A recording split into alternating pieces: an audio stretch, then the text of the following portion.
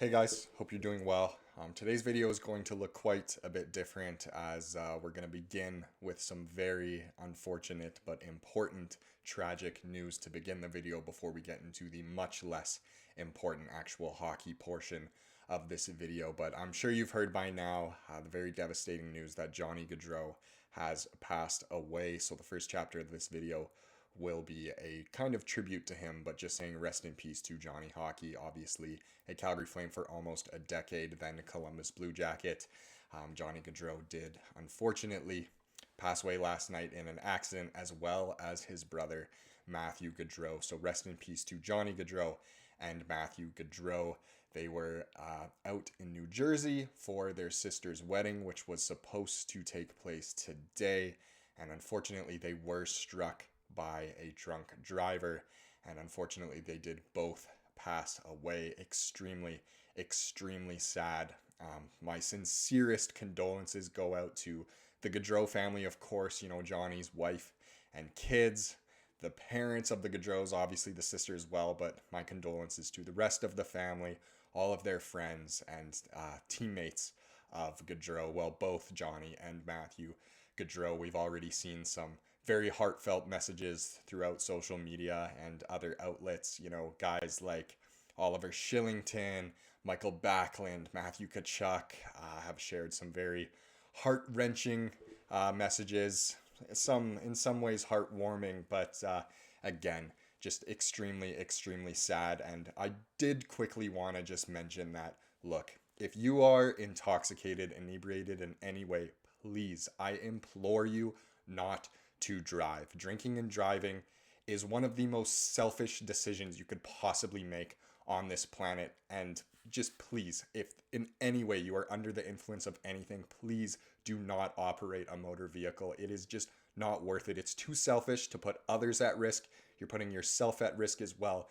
Just please do not drink and drive, because life, honestly, it's just too short. Nothing's guaranteed, and this is a very good reminder of that it doesn't matter where you are in life.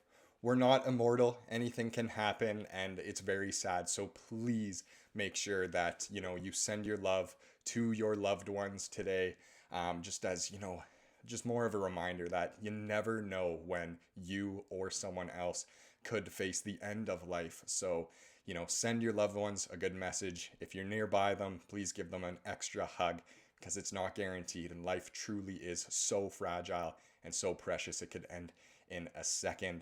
But as for Johnny Gaudreau, he will go down as a legend of not only this franchise, the Calgary Flames, but of course of the city as well. He had countless amazing plays, so many good memories of Gaudreau. I mean, we all remember, of course, a couple years ago, him scoring the overtime winner in Game 7 against the Dallas Stars in the first round, already just immortalized as a legend of this franchise. He not only is a great father, a great son, a great husband, but just an amazing player as well. He made hockey exciting again in this city. He was easily the most dynamic player we had for all those years, was easily a fan favorite, was definitely my favorite player for his tenure as a Calgary Flame, and just so many moments. Another one that sprang to my mind was, of course, his clutch tying goal against the Anaheim Ducks in round 2 in 2015. Less than 30 seconds left, tied the game before Backlund went on to score the winner in overtime. But just so many great plays, and he will go down truly as a legend. And once again, rest in peace to Johnny Gaudreau, to Johnny Hockey, and also to his brother Matthew Gaudreau. Family, friends are in our thoughts extra. Just again, so tragic. Definitely, since it can be preventable as well, but life, it's so precious. Please make sure that you never drink and drive, and that you really cherish your loved ones while we still have them around, and while you are still around. Thank you so much for listening to that. Rest in peace to Johnny Hockey. Now, there is some hockey to talk about, obviously so much less important, but we can talk about kind of what's going on at the center position with the Calgary Flames, and our first center candidate is Martin Pospisil. So essentially, where I'm going with this, sorry, I'm already losing it because, sorry.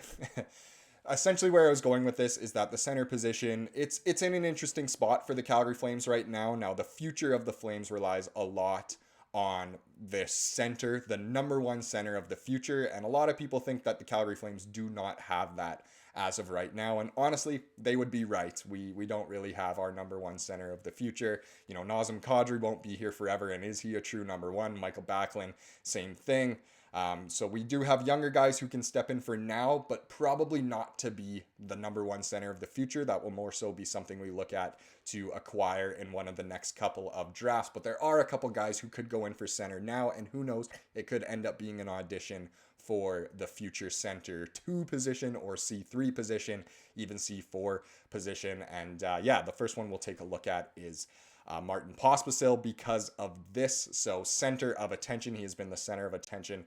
So Pospisil logged strong performance at center in Slovak triumph over Austria. This one comes from Chris Wall of the Calgary Flames. And so currently, Team Slovakia are trying to qualify for an Olympic spot, and Martin Pospisil is competing in that. You know, despite the injury he suffered at the World Championships, he's all good to go, and he has been playing at the center position, which is good. So Martin Pospisil is getting used to being the center of attention. The Flames forward was front and center. Gosh, how many times have we said center in this video? The Flames forward was front and center again Thursday evening, figuratively and literally in front of a sold-out Bratislava crowd, putting his NHL pedigree on display while patrolling the middle of the ice in Slovakia's 2-1 Olympic qualifying win over Austria. Pospisil followed up his strong showing at this past spring's IIHF World Championship with another solid effort, keeping up his point-per-game pace in international play this year. Overall, the 24-year-old finished the night with an assist while tying for the team lead with 4 shots on goal, and he showed a glimpse of future versatility in the Flames forward corps too by winning 55% of his 11 face-off attempts. So clearly he's showing that he can get it done at the center position, and I think a lot of Flames fans would like to see him, you know, get the chance to play at center for the Flames. I think he's a very, very good option going forward, and honestly would be my best bet to get the most time there this upcoming season.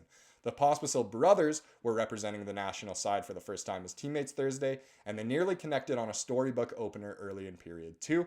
Martin fired a pass to the slot from the side of the net to Christian, but the elder Pospisil's effort was kicked aside by Austrian netminder David Kickert's left pad. Finally, with just under 8 minutes remaining in the middle frame, the host broke the deadlock with Pospisil to thank.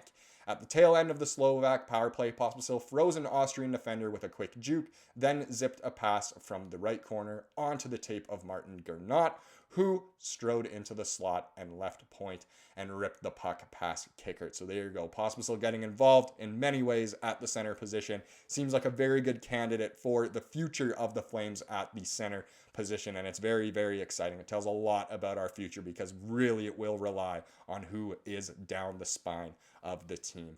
Now, the other one we'll look at is Connor Zary, another center candidate. We've spoken about it actually pretty recently on the channel as well. But so we'll just be taking a look at an article we looked at not too long ago. I believe this one was from Jim Parsons. But the Calgary Flames are gearing up for the 2024-25 NHL season with a clear focus on developing their young talent, particularly Connor Zary. Clearly in rebuild mode, the Flames are not necessarily aiming for a playoff spot this year, but rather focusing on building already solid players into stars.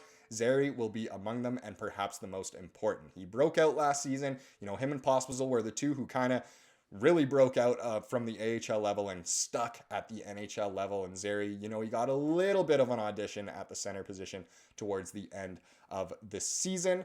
But to continue the article here, this year could be a pivotal one for Zary as he looks to impress and take on more responsibility in Calgary's lineup. He may potentially play more minutes at center and take on roles in special teams, whether on the penalty kill or the power play. Obviously, the most important part there is the center position. So at least we know we have players who can play at center, and that really will be important for the future of this team, especially young guys or younger guys like Pospisil and Zary.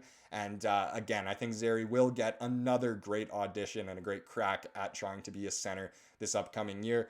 Between the two, I'm happy with either one, and I'm just so glad that we have this. We have, you know, a couple players that can fulfill the positional need if need be. Will they be the C1 of the future? Probably not. That's what matters most, but it's good to know that we can have players behind them at the center position. Now let's wrap up this video with the comment of the day, or sorry, here we go, with the comment of the day as we love to do. This one has to do with yesterday's video, and it comes from good old classic Colin Cruzanewski. And he said, obviously flipping for picks is always a good thing, but the crappy thing is Coronado already has his work cut out as it is, and we really need to ice him as much as possible at the NHL level for his continued growth. That, of course, with the rumor that the Flames should be the best team to sign Max Pacioretty. But Patches would be taking away yet another roster spot from a young guy, especially Coronado, who has so many players above him in, the depth chart. So interesting here. I also would rather have Coronado play than throw in a Pacioretty, because who knows what could happen in terms of injuries and whatnot. But once again, just wanted to wrap up this video by saying rest in peace to Johnny Gaudreau.